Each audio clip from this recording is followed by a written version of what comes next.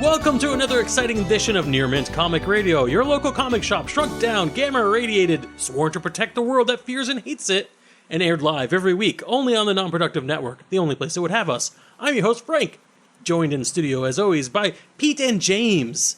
On Near Mint, we rank and review comics from best to worst. That's mint, near mint, good, fair, and poor to you newbies, and try to guide you on what to read and what might be better to avoid.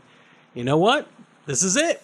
The last issue of Powers of X. Powers of X number 6, the end of HoXPoX. Yes. The end of HoXPoX as we know it. And the dawn of X. Yes, that's the way we say all these things. Are we sure it's not Dawn of 10? No, we're not. All right. I don't think anybody has even asked for clarification on that. I don't think anybody cares anymore. We are definitely calling this Powers of X instead of Powers of 10, which is the way the good Lord Hickman had wrought it. That was terrible. I don't even know what that means. There's Cut nothing that from the good about podcast. No, don't get ahead of us. We're not doing reviews yet. So yeah, Jonathan Hickman back on X-Men after a while, and this is him reintroducing the X-Men into the Marvel Universe. This is the last issue. We're going to spoil it all. We're going to review all of this issue, Powers of 10, number 6, all of Powers of 10 in general, and HoXPoX, the entire mini-series, the twin series that we've been reading for the past few weeks. Oh boy! All right, for those of you just who need a little bit of a refresher, Powers of 10 was the book that took place during various epochs of the X-Men Mutant universe. The X-Zero is the foundational moment where Xavier says, hey, I want to put together an X-Men group because my name has an X in it. Cool. X to the 1. X to the 1 is the most of the timeline we see, basically the Krakoa period, where they're trying to make a whole new world for mutants. It's what most of House of X was in. Yep, it's the present day X-Men. So hard to say that, but yeah, sure. Presumably about 10 years after Xavier founded the X-Men. Right. X to the 2, which we haven't seen much recently because it kind of had a nice bow around it, is about 100 years into the future, and it's like 10 to the second power. Sure. 100. Yeah, I remember when we figured that out way too many issues in. It was, and it's basically the rise of Nimrod and I guess the Days of Future Past kind of world. It's where mutants are hunted down to extinction and there are robot people everywhere. But it was also completely different from any future that we've seen. Yeah, it wasn't a... there were similarities, but... Some vague similarities. And a big thing that Hickman's doing in all these books was bringing back some of the X-Men's greatest hits, including Resurrection and Dying, which we talked about a lot in the last few issues of House of X. Don't step in your own flow, Frank. Indeed.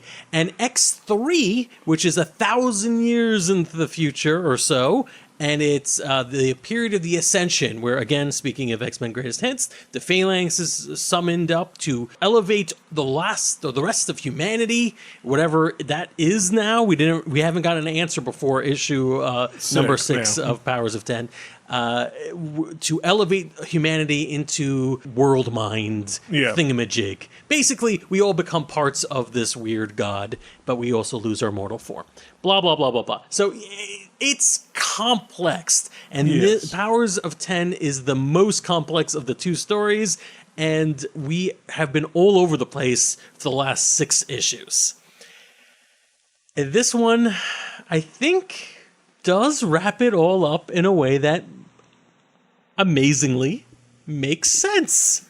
It certainly clarifies a lot of things that I thought they weren't going to be able to do.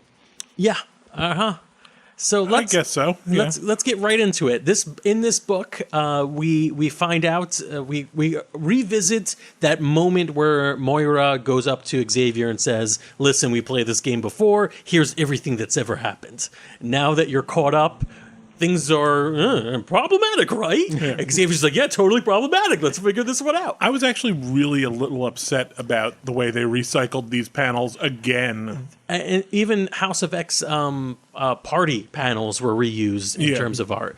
I think maybe we could talk about that at the end, because there's a little bit of... Yeah, it was unexpected that so much art was reused. And just to say, it took me a minute to realize that this was a larger size book that pretty much accounted for. You still had about a regular book's worth of new panels, of Right. new pages in this. All right. Well, then So it was okay. let's deal with it from right now, since that's pretty much the whole thing. There was a lot of recycled art in this, Yeah. which was kind of interesting because it was a journey. These 12 issues. I'm very glad you gave me that bit of information. I did not know this was a bigger book. Yeah. So yeah, I do kind of feel a little bit more okay with the fact that there was so much reused. So yeah, but the part of the story is revisiting that moment where Moira kind of guides Xavier, saying like this: there's context to this universe that you're not aware of. Let me give it all to you. And that other big chunk of the story is with the librarian, who is now in this place that's effectively a mutant zoo, a What's it called? preserve. The preserve. Yeah, where the last of mutants have survived and kept iterating or whatever for the last 1,000 years, and telling them, hey, by the way, all organic life on this earth is going to be wiped away when the Phalanx comes and absorbs us. And I'm not really sure I really like that, because I'm not really like, I mean, do I want to be part of the galactic mind? Maybe this feels like a kind of like, it's, if you could put your brain in a jar and live forever, is that really living forever? Yeah. And the librarian has some interesting questions about that and goes to speak with the mutants. And that's where we find out that Wolverine's still around and somehow also Moira's still around.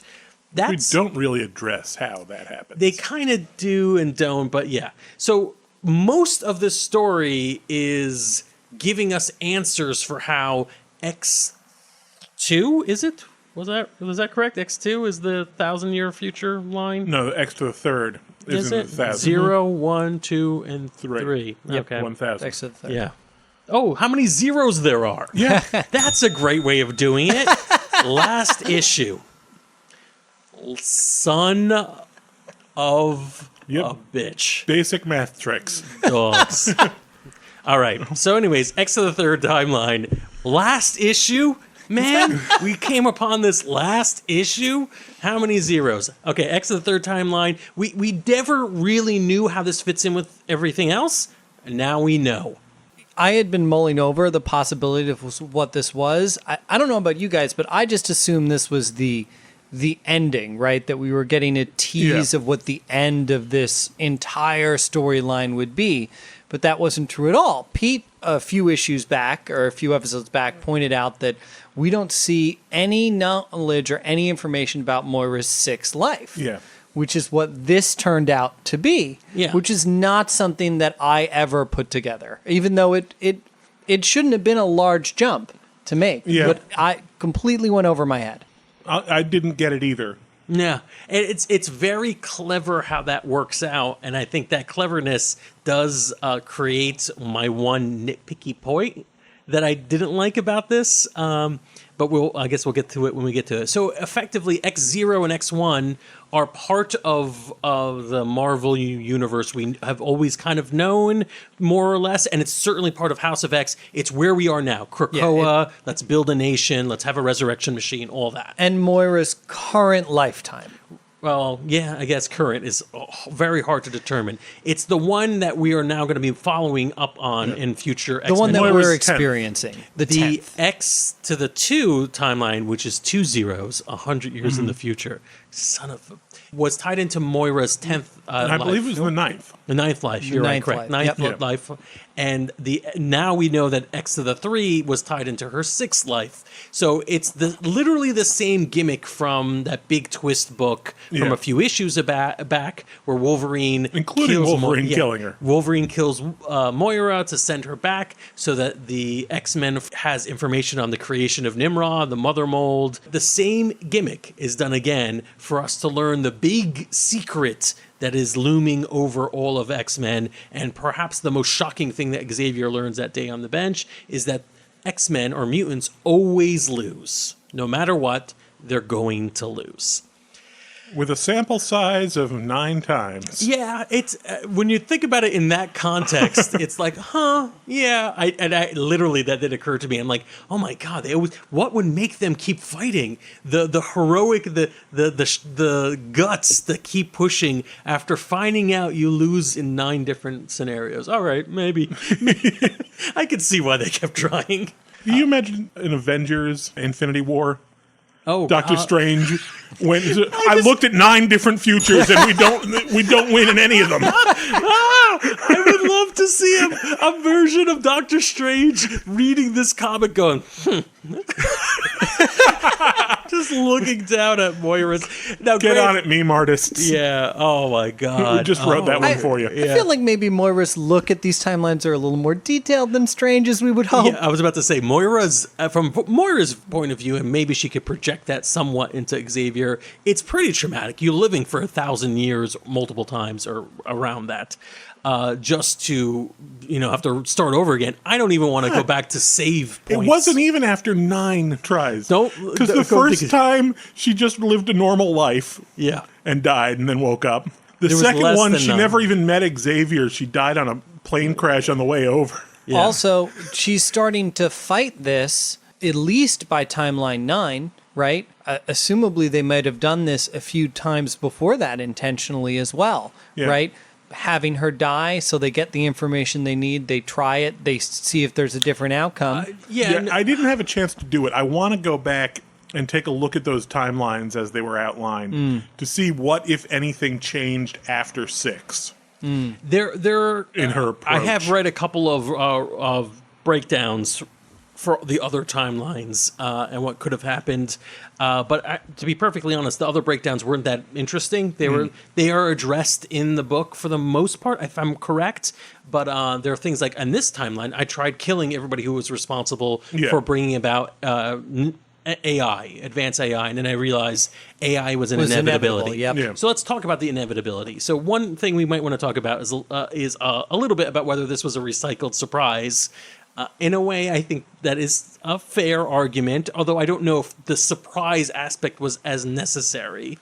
Did you want to address that point? I do think there's something a little more clarification we get to this that makes it a little more interesting. I think if I'm interpreting the stuff we've read and the stuff in the notes and the stuff they said and the way the librarian talked, we get a finality to Moira's surprise, right?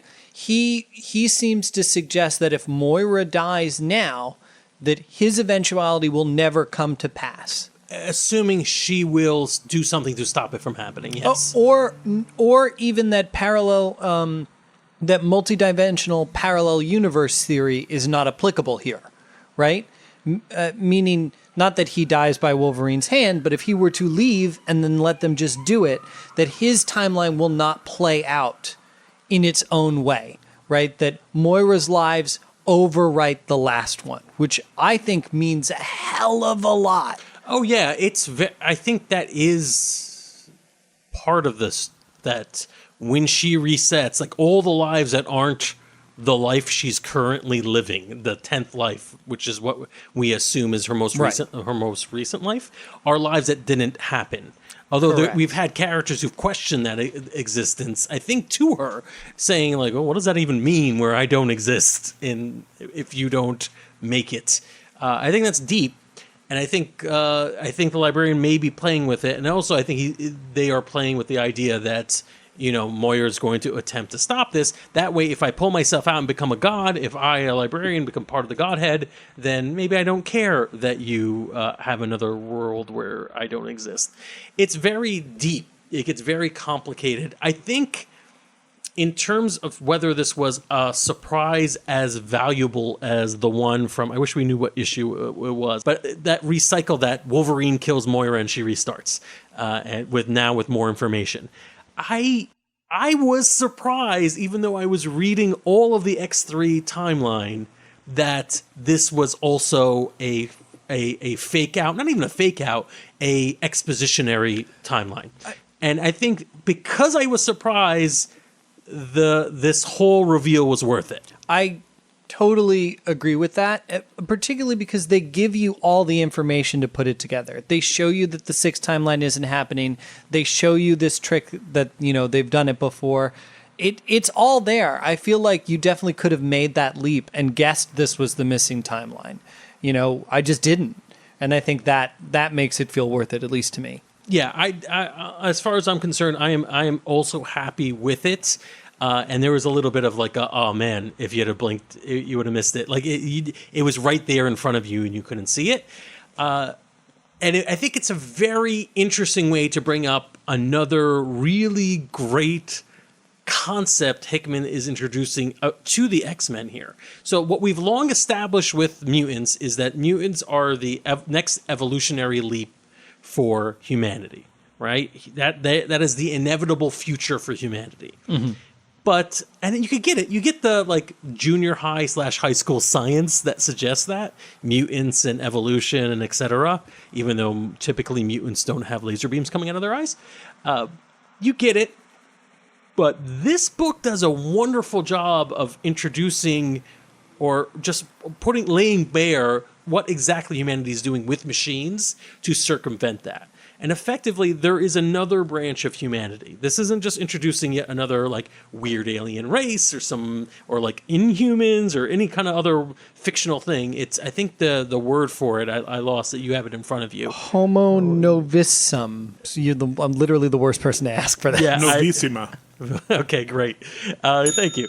By the way, for those of you interested, Homo novissima essentially translates into like newest. Okay, Yeah. cool. That makes sense.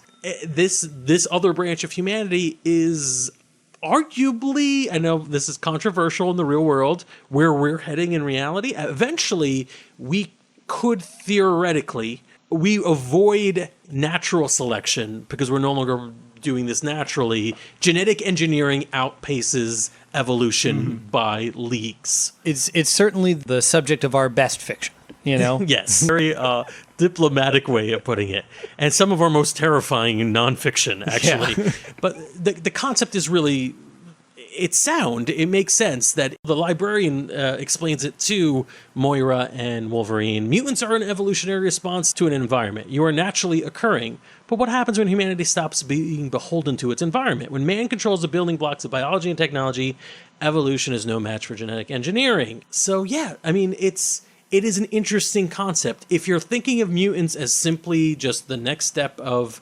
evolution, and we've always had this kind of humans backed by machines, usually Sentinels in X-Men comic books, are the natural enemy of mutants, that dichotomy was always just sort of like fun. It was action figures and toys. Now it's almost real science. It feels at least informed. It's like almost hard sci-fi. You know what I'm talking about? Almost. Does any of this make any sense to you? Yeah, I get where you're going with this. I just put a couple of things together, and I think Hickman, whether intentionally or unintentionally, told us how this whole thing is eventually going to play out. Oh? He told us that the heroes win. Because if you remember, the librarian goes into the fact that if he's allowed to become part of the world mind, then the world mind exists outside of time and space and wouldn't allow her to continue going back. Yeah. So that means that however it happens, the good guys win. Well, the good guys, or, I think the good guys is what confused me. Yeah, the X-Men prevail. They prevent... I don't know if that's necessarily true, because think of it this way. The humanity almost made world mind in Moira's sixth life. And the only thing that stopped them was Moira dying a few minutes prior. If she had been killed a few minutes prior, they could have done it. So I feel like Moira can keep... I think that they can allow Moira to keep resurrecting and not be harmed there, as long as there's a version of it where she dies before... whatever the ritual... Where they achieve their stuff before she dies and resets. I think if she dies before... she dies to no effect before they are even concerned with what's happening. You know, she dies in the next 10 years... and then mutants fizzle out and she doesn't get a respawn afterwards, then they're okay. Yeah, why would they go back and stop her from resurrecting? She's going to have no effect. We did, though, if you want to talk a little bit about teases, if in the supplemental material between the kind of rehash of the party, we do get a look into some of the future of what's going to happen, as well as kind of a look back at Moira's narrative for this whole thing, which I found really fascinating. First, that she kind of puts herself out as to be an untruthful narrator, that she's not going to allow Xavier back into her mind multiple times to kind of pick and choose the things he wants out of that, right? She's going to be the one picking and choosing. She's controlling the narrative, control that narrative. And then the journal entries go, I think, beyond what we've seen. There's a note to losing Magneto and to Moira faking her own death, which, as far as we know, by the time the Council of X happens... I don't think that's accurate. I think that's referring to past... Because in the X-Men continuity we've known for the last number of years, okay, so these Moira has been dead. Okay, so these might be So real I think what we're events. doing is we're explaining stuff... Yeah. How we got to... Because, Got it. Okay. It's explaining the conflict between Magneto and Charles that we've always known. Got it. So they're fighting again. Yeah. I faked my death. Okay, all right, cool. That's something I didn't know as someone who hasn't been reading constantly, Yeah. so that's good. And I'm glad we finally got kind of an explanation as to why Moira's alive now when we thought she was dead. Okay, cool. So what do we think about this ultimate truth, which is pretty much the entirety of Powers of X, or Powers of 10, number 6, that the mutants always lose. Ignore the fact that the sample size is relatively small, which is humorous, but I think, you say that if you've lived 1,000 years to find the hard truth that your life is meaningless. What do we think about this? Because that really is the hidden truth that Moira is trying to hide from all of other mutants. Is it? I believe it is. Yeah. I'm not sure. I'm actually going to be a little bit disappointed if it is. Because, first of all, the X-Men in the books that I've been reading for years, I don't think knowing that they were fighting a losing fight would stop them from fighting.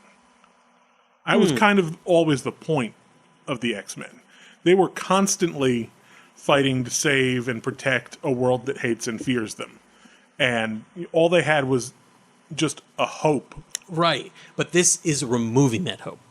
Right? So what this is basically saying, and it's not to say that Xavier will not become like evil or that is being influenced by someone else, but the what we have in front of us, only the 2 miniseries we've got, suggests that part of why Xavier is behaving differently now is because that hope was eroded somehow, that Moira broke him to some degree. Whether that lasts or not, who knows? But this is knowing with certainty that there is no hope for you. You're going to end up being destroyed. Your people are going to be wiped away. See, I don't know. Again, first of all, I agree with what you said about Xavier being broken there. Mm-hmm. And I think this issue did a lot to convince me that this might actually be Xavier. Although it leaves me with the question, was everything that he's ever said about his dream in the comic books in the past a lie? A performance? Since the moment where he's broken takes place before he founds the X-Men. Does it, though? Because, again... That point where he's sitting on the bench with Moira... No, because Moira goes and says, Yeah. I will have to break you. I get the impression that it's like, this is something I will work on over time. So I do. I have and a from feeling- the interstitials afterwards. Yeah. Exactly.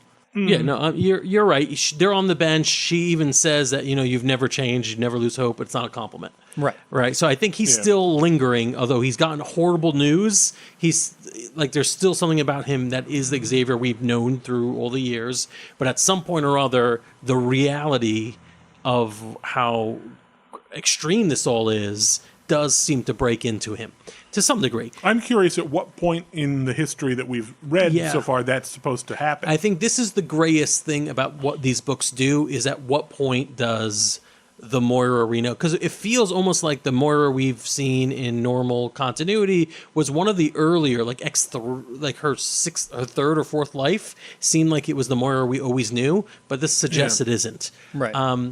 James, what do you think about the hopelessness that this introduces? I don't know. It's kind of the hardest thing to process from this issue. I think, like Pete, I've always seen the X-Men as people who have always been fighting a losing battle, and I don't know if the reality of that would change them, only maybe because it's such a big concept to wrap your head around. Like, honestly, if you had come to me and said, hey, I've seen all future outcomes of this world because I've been reincarnated, I would probably, even with all these crazy powers, it would still be a hard concept to grasp and believe and really wrap my head around as being so finite. But what isn't it a metaphor, like, in general, right? The X-Men in this allegory is us, right? It's just kind of pointing that lens back on us to say that maybe it's a metaphor for climate change or for war or for whatever. We can turn this back on ourselves and say, isn't all of our lives so finite? Won't we always lose to evolution, to some greater power, to the history of the universe? To death? And those concepts are just, there will always be, but that doesn't stop us from living our lives to the fullest in some way. So I love it. I think that the X-Men have always fought up against this hopeless battle, but I think what we're discounting, or what you guys are discounting, is that they have never had proof of the hopelessness. I think it's a much different story to say, hey, we all die one day, and someone telling you will die in 3 days, right? I think there's a difference to that scenario, and knowing what they, in the fictions, have no reason to doubt, right? That this is pretty definitive that they are hopeless. Having that be the sword of Damocles over the X-Men's heads is much more interesting than, well, there's a secret thing that Moira is not telling you. She's actually infected by the MacGuffin virus, and that this is going to. I think this is much more interesting, and I think it's still core to what the X-Men end, fighting against a world that fears and hates them. But it's folding that back into the mythos, back into the story of what the X-Men are doing. They are not inevitable in a way that is a good thing. In fact, almost certainly whatever happens in their future is going to be bad. But, you got to keep fighting because you're still heroes. You're still the main characters. So, yeah, at the end of the story, we do get a vision of that party scene that we saw at the end of House of X number 6. I think where House of X seemed very positive and uplifting, like this is all going to work out, everything is going to be okay. Powers of X seems to be more ominous. That there's a little bit of a dark tinge to this. That despite the fact that things might look like they're going to be okay, things are nowhere near certain, and there is a looming fatality that sort of stands in the background of everything. This is where I like the reuse of those same panels, right? It's maybe it feels a little cheaper with the Moira stuff in the beginning, but here, because of the tonal change, feels stronger. This party doesn't, in my mind, instead of there being happy music and all of the, the yub nub, as Pete said last time, this is kind of, it's got like this dark and kind of like strong presence to it, and Magneto's, Eric's particular statement, at the end, where he will die, over and over again because he's not ashamed of what he is, and accepting kind of honestly what sounds like a brutal lifetime of work.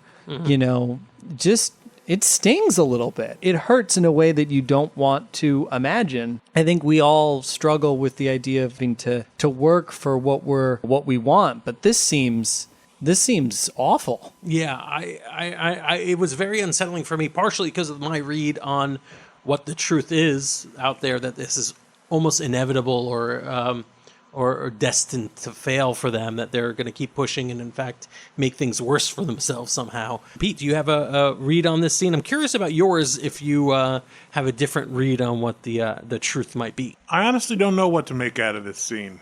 Honestly, it felt kind of tacked on to me. I didn't get an awful lot that we didn't already know. I guess my biggest question from it is, what is Magneto? Or what does Magneto think he is? What does he mean by, I'm not ashamed of what I am? I think it's a bad person, like a villain, a mutant villain. I think that's core to who he is. And, if peaceful solutions don't work out, he doesn't mind crushing humanity. Because I think there is a future for X-Men that aren't necessarily willing to play ball with humans anymore. I think as evident from the whole incursion into the space base. I think it also adds a little bit more to that looming apocalypse shot, which seems maybe a little out of place in House of X. Yeah. It kind of draws a parallel between him and Magneto that I don't know if they've, and you can tell me if they've committed to a bit stronger in other versions of these characters. But I've always seen as Magneto never quite going as far as Apocalypse, but that might be different here. I don't know. I think, I kind of disagree with your point that Magneto is the villain. I've never really seen Magneto as a villain. I think to humanity is what I mean. Like, willing to do the things that classic Xavier would be unwilling to do in order to save mutants. Yeah. No, I understand that. Yeah, I don't know. I don't know about that. Yeah. Let's wrap this. We're going to do our rankings of this book and of the series as a whole. James, you had the biggest problem, and you're the newest X-Men reader in the group. What do you think? I actually really like this book, mostly because it surprised me at how well it tied up all of the things that I thought there was absolutely no way it was going to be able to touch on in even a double supersized issue. So I'm going to go straight out and give it a mint. Really? Yeah, Oh, I liked sounds it. Good. How about Powers of X in general? Like Powers of X as a whole, I think, is rockier. Really? It's so tough because it's hard to separate it from House of X and all of the stuff I loved with House of X, particularly because a lot of big moments from the timeline that plays out in House of X is in this as well. But I think it fumbled a lot more than House of X. And it was a little bit harder to follow, maybe intentionally, because of the things they were trying to hide. But I mean, also just as a new reader, it was a reader who's not as stooped in the lore of these characters. I definitely found myself scrambling for material and trying to figure out some things that I just didn't know, some context I just didn't have. So I'm going to give it a near mint. All right. Same score, but more of an asterisk to it. Got it. All right, Pete, what do you think? Let's see. By the way, are we going to do all of HoXPoX after this? At the very end. Okay, yeah. good. I'd say for Powers of X 6, I have some issues with clarity in the book. And I was impressed with how they were able to bring... It's hard to call it a conclusion, because this really is a stepping off point. Yeah, it's an introduction, this whole thing. Yeah, this is the prologue. But I think Hickman managed to make it a satisfying conclusion to the journey that we've just taken in a way that was better than I was afraid it was going to be. I can only give this one a near mint, All right. just because of the problems. As for the entire series, Powers of X, ambitious. Very ambitious. I admire Hickman trying to tie in almost all of X-Men's past into this, including, the use of the phalanx, which I totally did not expect going into this. I think it was a little bit too nebulous, and I wasn't entirely left with questions that I necessarily want answered, I guess. So I'll give the series a near mint. All right. So for me, Powers of X number 6 and the entire series, we'll get the same score. I'll try to use less words than my other two hosts have used. I think that the story had an incredible range to it. It was impressive that there was so much touched upon in the X-Men universe in these books, but there were times where I just felt like, oh, this is interesting. Almost the entirety of X3 up until the very end, I was like, all right, whatever. I'm not sure what this fan fiction is, but okay, cool. But I did really enjoy how this all played out. However, I do have one gripe that I will bring up before I read my rank, so I'm taking it back. I'm going to use more words than you guys. I don't get the chronology or the numerology of Moira's life spans. I don't understand how this one that is explored in this book, and how Powers of 10, number 6, was her 6th incarnation. Meanwhile, Nimrod was number 9. Right? That feels... I mean, I'm in my head, I'm already coming up with reasons for it, but it feels like, all right, first thing I'm going to do, 1,000 years, end of the world, figure out how this all goes down, and once I do, I'm going to go back to the beginning and tell everyone. I mean, that's how I do it. But okay, and then you figured it out, and then you're like, oh crap, how did that Nimrod get made again? All right, fine. One more life. This actually sounds exactly like how this plan would go if I were doing it. Maybe that's why. So my only problem with it is the numbering of it, because I'm like, well, why did you, like, it seemed like the Nimrod thing should have been the last thing you researched before trying your 10th life. But now I love the idea. The two great images from this podcast is as Doctor Strange going, just shrugging off Moira's 10 attempts to look into the future, and Moira going, damn it, what? I forgot. I didn't look up Nimrod creation. Damn it, I knew I should have done that the last time. All right, Wolverine, do that thing you do. All right, 100 years. But anyways, my review for Powers of X, damn it, Powers of 10 is near mint. Triple near mint. Woo! Now, Triple near minty action. if you look into our history books, or to the podcast logs, also? House of X, I believe, as a series got a triple mint. Yes. I think we all gave it a triple mint. And now Powers of X got a triple near mint, which is pretty damn impressive. I think we need to discuss HoXPoX in general. Let's do Rose and Thorns. Your least favorite things, your most favorite things. Try to be concise about it, and we'll just do this. James, would you mind going first? I think my least favorite thing was, I'll double back on the stuff in Powers of 10 that I think was just a little bit hard to follow. Yeah. Like you said, the last timeline, it's like, this is a thing until... That's cute. All right. Yeah, until, it was like, this was an important thing, I guess. The best thing is just, I honestly think the Moira reveal was just so awesome. Very good. Very good. We'll do our rankings at the very end. Pete, how about your Rose and Thorn? Rose, I'd have to say, was Hickman's respect for the source material. Mm-hmm. It's like you could tell that he wasn't trying to erase anything that happened before. Right. Thorns, a little too complicated, I guess, which is a weird thing for an X-Men book. Like, wow, it's too complicated for an X-Men book? But yeah, Impossible. I kind of felt that. All right. For me, my Thorns were the ones I brought up last time. There were a few interstitial areas. I felt like, who's narrating this? Who's writing this? Because so many of them are so strong, even the ones in this book. Moira's journal is very much Moira's voice. But some of the things like, Xavier has been powerful enough to do this 3 times. It feels like a weird flex. It didn't have it wasn't accurate, and there's a couple places where the story just sort of meanders in worlds that you don't know mean anything until well later. But the Rose is 100% how much Hickman made me think about X-Men mainstays, including things that I didn't even think were X-Men mainstays, like Resurrection. Right? I would have jokingly said, oh man, X-Men dying, what else is new? Like at a comic book shop. Here I'm like, oh, that's part of them now. That's part of what they are about. And mutations versus genetic engineering, the whole thing, so deep, so brilliant. And that's why I give HoXPoX a mint.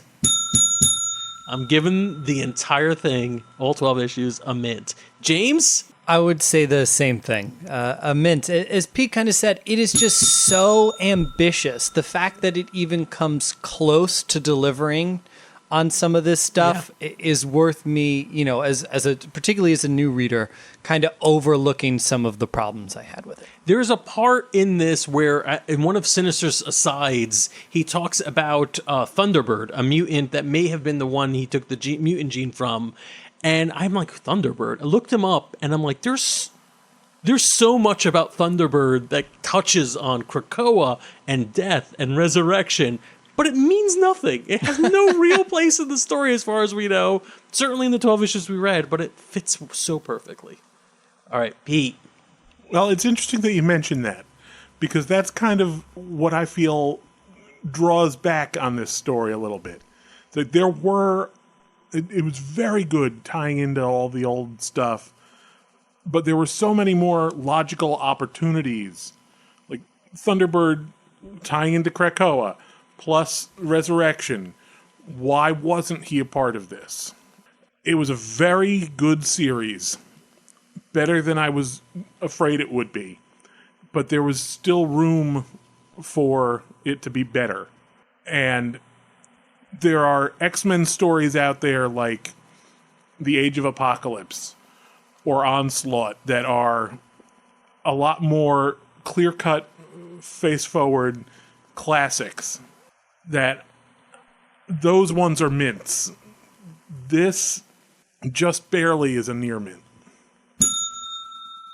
And this podcast is also just barely a near mint. I think one thing we've discovered is that this run on Hickman is 100% going to be vital for you if you want to read X-Men in the next couple of years. Oh, definitely. Right. It is the intro to the Dawn of X, which is the X-Men comics we are reading now, just released or revealed at New York Comic Con. A slew of comics coming from the house of X Ideas. Has anybody I have looked into these? And I have a couple of the titles I want to run off real quick. We've got X-Men, Marauders, Excalibur, X-Force, New Mutants, Fallen Angels, all #1, all coming out in the next few weeks. Actually, I think maybe coming X-Men from between now and November 13th. Yeah, all right. Yeah, X-Men is next week. I'm very excited to be reading X-Men books again. Which, I mean, if anything, that's what it does. That's what this kind of thing is supposed to be about. A couple of highlights from that: Marauders, which is X-Men pirates, essentially. Of course, That does sound awesome. Led by Kitty Pryde. Actual tales on the high seas.